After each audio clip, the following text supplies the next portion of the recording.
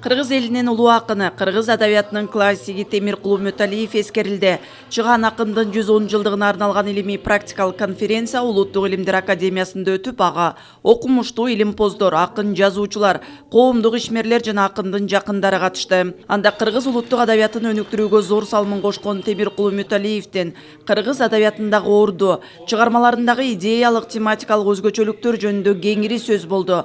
Негизги максат улуу акындын чыгармачылыгын таасирлүү ырларын унуткарбай жаш муундарга жеткирүү дейт катышуучулар. Атамдын чыгармачылыгы эгебейсиз чоң.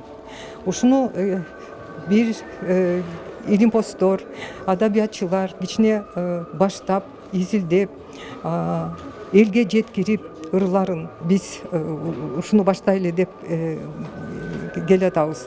Эми атамдын ырлары укмуштай күчтүү ырлар. Темикемдин атын Кыргызстандагы бир чоң окуу жайдын ыйгаруу керек. Себеби дегенде Темикем улуу коомдук ишмер болгон, маданияттын эң бир көрүнүктүү улуу адамдарынын бири болгон, ал катардагы эле акын эмес.